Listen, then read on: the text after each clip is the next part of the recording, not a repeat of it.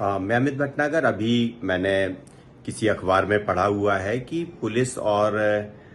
ढोणन बांध में जो ग्रामीण है उनके बीच में एक कोई झड़प की सूचना लिखी हुई है कि अतिक्रमण हटाने गए हमले पर हमला। तो पहली चीज तो मैं स्पष्ट कर देना चाहता हूं कि अतिक्रमण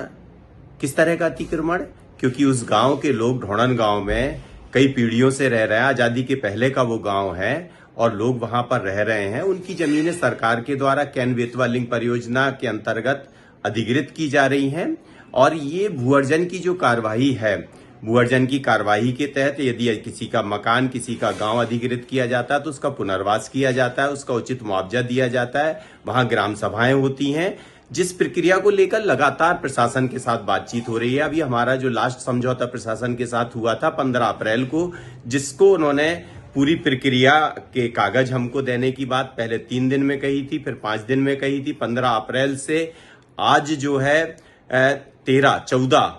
14 मई, लगभग एक महीना हो गया है, लेकिन आज तक उनके 5 दिन नहीं हुए हैं और मुझे कागज नहीं मिले हैं और ग्रामीणों को भी कोई कागज नहीं दिए गए हैं। दूसरी बात ये कि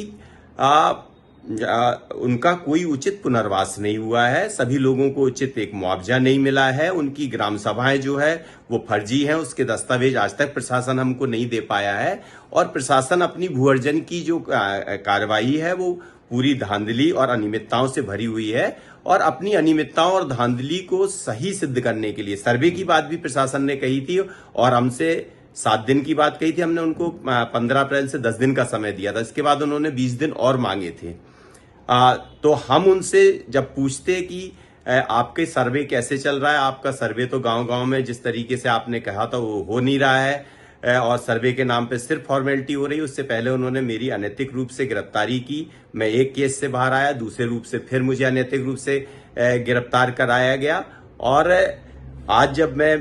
बाहर हम आए हैं और अभी मैं उन संबंधित गांव में नहीं पहुंचा हूं, लेकिन फिर से ये इस तरह की कार्रवाई हो रही है और प्रशासन की कार्रवाई एक भय, एक टेरर का वातावरण बनाकर अपनी अनियमितताओं को, भू अर्जन की जो गलत प्रक्रिया है उसको सही सिद्ध करने की कोशिश हो रही है। और फिर मैं ये कहना चाहता हूं कि ये कोई जो मुझे गांव से लगातार सूचनाएं आ रही हैं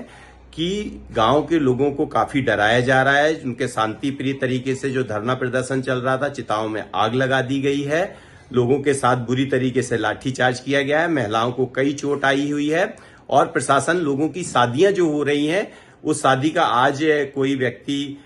जिसके घर बारात आने वाली थी वो अपना कुछ सामान लेने जा रहा था, उनके भाइयों को और पूरे परिवार को गिरफ्तार कर लिया गया है। तो अपनी अनैतिक और गलत कार्रवाई को सही सिद्ध करने के लिए जिस तरह का भय, जिस तरह का टेरर पुलिस प्रशासन के द्वारा बनाया जा रहा है, ये गलत है। इस पूरी प्रक्रिया पे हम सब बात करने के लिए तैयार हैं। यदि आपकी प्रक्रिया सही है,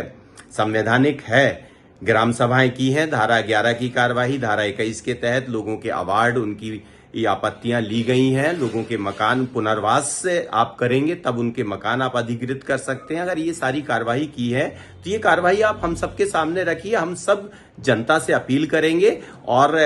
गांव खाली कराने में प्रशासन की हर तरह की संभव मदद करेंगे। यही बात लगातार प्रशासन से हो रही है, लेकिन प्रशासन बार बार झूठे आश्वासन दे रहा है, अनैतिक रूप से गिरफ्तार कर रहा है, ग्रामीणों को डराने और भय की कोशिश हो रही है, जो लोकतंत्र के लिए बहुत खतरनाक है। मुझे आशा है कि इस पूरे मामले पर तत्काल संज्ञान लेकर हम फिर सब संवाद के लिए बैठे, देखें कहाँ गड़बड़ी है